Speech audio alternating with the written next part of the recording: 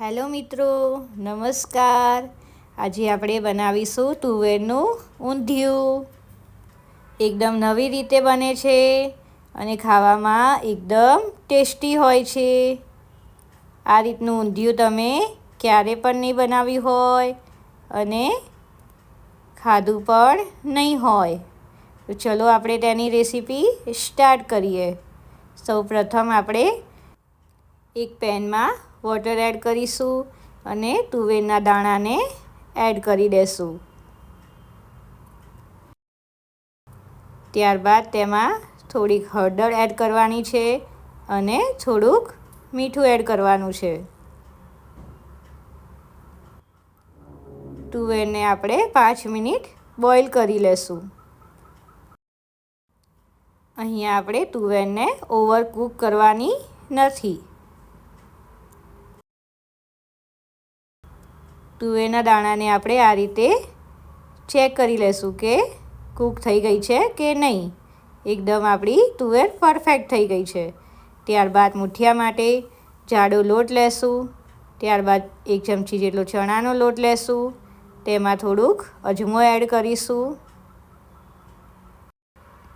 થોડાક તલ એડ કરીશું અને લસણ મરચાંને આ રીતે ખાંડીને એડ કરીશું. ત્યારબાદ તેમાં થોડીક સુગર એડ કરીશું. ત્યારબાદ તેમાં મેથીને આપણે કટ કરીને વોશ કરીને એડ કરીશું. મેથીનું પ્રમાણ તમે વધારે ઓછું રાખી શકો છો, પણ શિયાળામાં મેથી ખાવાથી બહુ જ બધા ફાયદા થાય છે.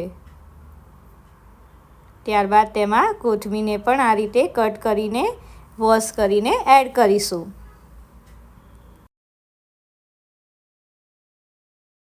ત્યારબાદ તેમાં સ્વાદ પ્રમાણે મીઠું એડ કરીશું, લાલ મરચું એડ કરીશું, થોડુંક ધાણા જીરું એડ કરીશું અને લીંબુનો રસને એડ કરીશું. થોડીક હળદર પણ એડ કરીશું. બધી વસ્તુને મિક્સ કરી લેશું. ત્યારબાદ બહુ કઠણ પણ નહીં અને બહુ ઢીલો પણ નહીં તે રીતનો લોટ રેડી કરી લેશું. 1 ટેબલસ્પૂન જેટલું ઓઇલ એડ કરીશું.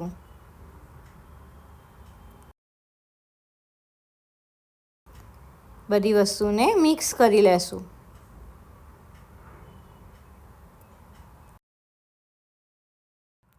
અહીંયા આપણે ઘઉંનો જાડો લોટ એટલે ભૈરણના લોટનો ઉપયોગ કર્યો છે, જે શીરા માટે યુઝ થતો હોય તે જ લોટ.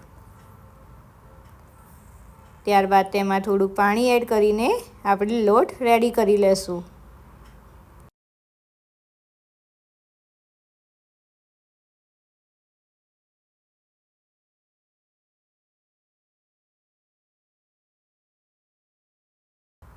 ત્યારબાદ ઘઉંનો થોડોક લોટ એડ કરીને આપણે એકદમ સરસ રીતે લોટને રેડી કરી લેશું. અહીંયા આપણે ઘઉંના ઝીણા લોટનો યુઝ કર્યો છે. રોટલીનો લોટ હોય છે તે જ.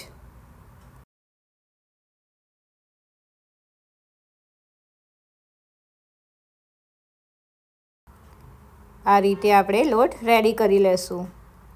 ત્યારબાદ હાથમાં થોડુંક ઓઇલ એડ કરીશું અને આ રીતે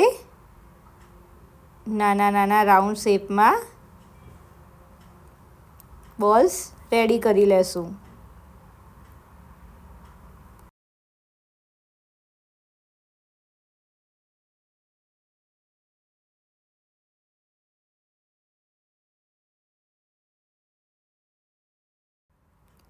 આ રીતે બોલ્સ બનાવેલા ફ્રાય કરીને ખાવાની પણ બહુ જ મજા આવે છે.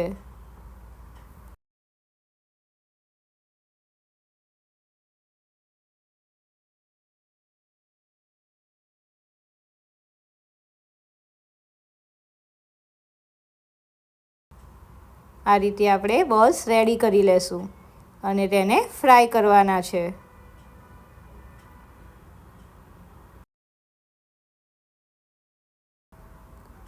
આ રીતે આપણે બધા બોલ્સને એડ કરી લેશું. એકસાથે બધા બોલ્સ આપણા ફ્રાય થઈ જાય છે જ.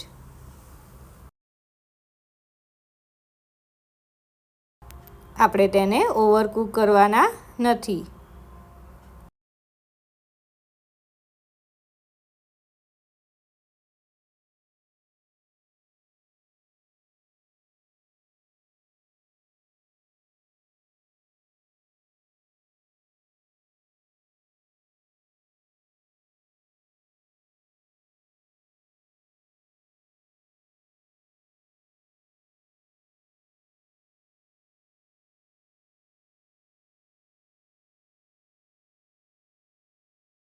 મુઠિયા માટેના બોલ્સ રેડી થઈ ગયા છે. બહારથી એકદમ ક્રિસ્પી બને છે અને અંદરથી એકદમ સોફ્ટ હોય છે. ખાવામાં બહુ જ મજા આવે છે. આ રીતના એકલા મુઠિયાના બોલ્સ ખાવાની પણ મજા આવે છે. ત્યારબાદ તે જ આપણે પેનમાં ઓઇલ એડ કરીશું અને જીરા અને હિંગનો વઘાર કરીશું.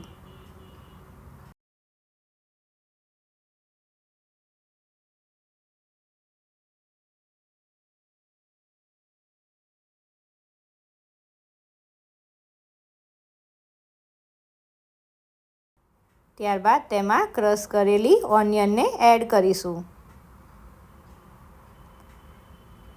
અને થોડીક જિંજર ગાર્લિક પેસ્ટને એડ કરીશું.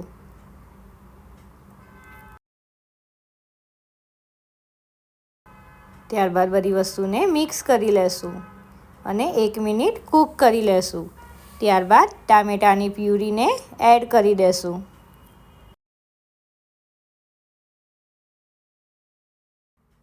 ફરીથી બધી વસ્તુને મિક્સ કરીને 2 મિનિટ કૂક કરી લેવાની છે. ત્યારબાદ તેમાં સ્વાદ પ્રમાણે મીઠું, મરચું, હળદર અને ધાણા જીરું એડ કરીશું.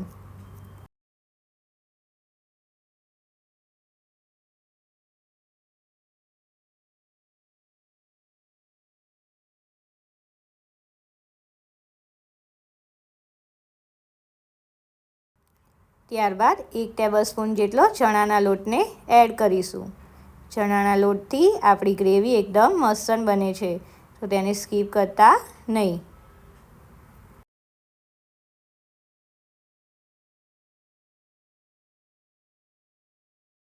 ત્યારબાદ તેમાં થોડુંક આપણે પાણી એડ કરીશું.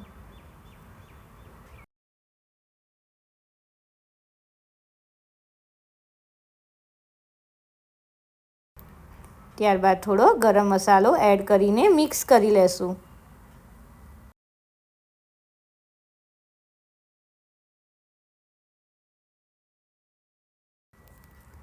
તેમાં થોડીક સુગર એડ કરીશું. સુગર એડ કરવાનું જરા પણ સ્કીપ કરતા નહીં. સુગરથી આપણા શાકમાં તેલ છૂટું પડે છે અને ખાવામાં પણ મજેદાર લાગે છે. ત્યારબાદ ફ્રાય કરેલા મુઠિયાને એડ કરી લેશું અને 2 મિનિટ કૂક કરી લેશું.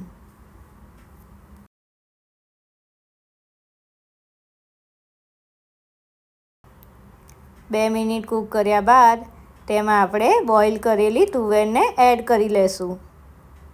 તુવેર આપણી ઓલરેડી કૂક કરેલી હોવાથી તેને વધારે કૂક કરવાની જરૂર નથી. આ રીતે સરખી રીતે મિક્સ કરીશું અને 2 મિનિટ કૂક કરી લેશું. લાગે છે ને એકદમ મજેદાર સબ્જી. આ રીતનું સબ્જી તમે ક્યારે પણ બનાવ્યું નહીં હોય. ત્યારબાદ તેમાં કોથમીર એડ કરીશું.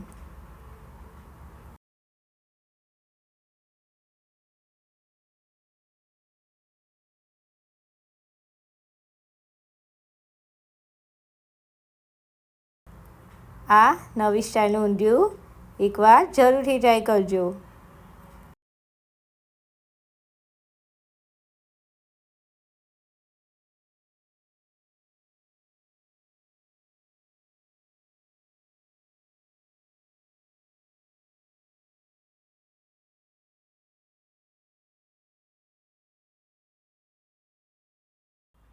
ગરમા ગરમ ઊંધિયાને આપણે પરોઠા કે રોટલી સાથે સર્વ કરીશું. વિડીયો ગમે હોય તો લાઈક કરવાનું ભૂલતા નહીં અને શિયાળામાં આવી નવી રેસીપી બનાવવાનું પણ ભૂલતા નહીં. શાક કેવું લાગ્યું તે કોમેન્ટ કરવાનું ભૂલતા નહીં. બન્યું છે ને મજેદાર, જોઈને જ ખાવાનું મન થઈ જાય તેવું. એકવાર તમે આ રીતે ઊંધિયું બનાવશો તો માર્કેટમાંથી લાવવાનું જ ભૂલી જશો. એકદમ નવી સ્ટાઇલમાં બને છે અને એકદમ ખાવામાં બહુ જ મજેદાર હોય છે. છોકરાઓને પણ આ રેસીપી બહુ જ ગમશે, તો જરૂરથી એકવાર ટ્રાય કરજો. Thank you. Subscribe my channel and join Cooking with Disha.